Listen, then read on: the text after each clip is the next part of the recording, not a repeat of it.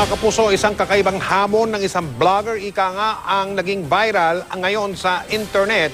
Yan ay ang pag-ipon ng halos 70,000 piso, 70,000 pesos sa loob lamang ng isang taon.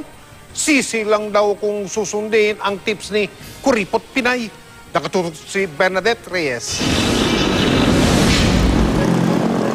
Tuwing bagong taon, isa sa mga pangunahing New Year's resolution ang pag-iipon. Kaya naman naging viral agad ang kakaibang savings challenge ng isang vlogger mula sa Cagayan de Oro City na nakilalang si Kuripot Pinay. Tinawag niya itong The Kuripot 52-Week Money Challenge. Ang target, makaipon kada linggo. The 52-Week Money Challenge ay nakita ko lang sa isang blog na Life as You Live It. Kaso, ang na-present doon ay yung dollar equivalent. So naisip ko, ba't hindi ako gumawa ng Pinoy equivalent? Base sa chart ni Kuripot Pinay, mag-iipon ka ng 50 pesos sa unang linggo ng January. Sa ikalawang linggo, dadagdagan ng 50 pesos ang dapat ipunin, kaya magiging 100 na ang kailangang itabi. 150 pesos naman ang kailangang itabi sa ikatlong linggo. At padagdag ng padagdag hanggang sa huling linggo ng Disyembre. At sa katapusan ng 2014, aabot na sa 68,900 pesos ang ipon nyo. Maging religious ka lang at consistent sa pagsisave. Ang 52-Week Money Challenge ay isa lamang gabay upang matuto tayong mag-impok. Eh ano naman kaya ang pulso dito ng ordinaryong Pilipino? Kaya. Eh siyempre, halimbawa, naninigarilyo ka, bawasan, tatabi mo na lang. Tatabi mo. Hindi mo naman kailangan i-achieve yung lahat ng 70,000. Importante, may nasisave ka sa loob ng hanggang December. Para sa financial expert na si Francisco Colayco, maganda ang mga formula na ito bilang panimula. Pero maaaring mabigat sa bulsa ng ordinaryong Pilipino.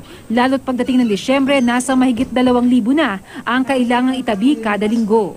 Kahit anong ganda ng formularyo mo, kung ang kinikita mo ay kulang, hindi ka makakalikom ng ganong kalaki. At 15%, 6 pesos a day is 1 million after 30 years. Para rin sa mga vlogger na sina Rene Fapolan at Emerald Ridao, mabigat daw ang 50 peso challenge kaya nag-post sila ng pinamagatang Mas Kuripot 52-Week Money Challenge. Kung nabibigatan daw sa 50 pesos, pwede raw magsimula sa 20 pesos kada linggo.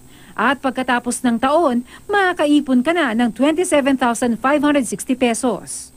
Ayon pa kay Colayco, pwede rin daw magtabi ng 33 pesos kada araw o katumbas ng 1,000 pesos kada buwan. Pwede ka makaipon ng 12,000 pesos sa isang taon. Ang importante raw sa pag-iipon, disiplina at konting sakripisyo. Kadalasan, ang gasto sa mall, yung pwede mong ipagpabukas eh. So kung 4 na beses ka nagmo-malling, bayo mo 2 beses na lang. At kung may naitatabing pera, mas mainam daw na i-invest ito kaysa matulog lang sa bangko na mababa lang ang interes. Yung maliit kong pera na 1,000 isang buwan, babakas ako doon sa 1 pondong bilyon. Ang tawag doon in collective investing. Yung mga instrumento dyan ay yung tinatawag na mutual fund. Or yung produkto ng mga bangko na tinatawag Unit Investment Trust Fund. Ano man ang inyong paraan ng pagtitipid o gaano man kalaki ang kaya niyong ipunin base sa inyong kinikita, ang mahalaga, makaugalian ninyo ang pag-iimpok para sa kinabukasan. Bernadette Reyes, Nakatutok, 24 Oras.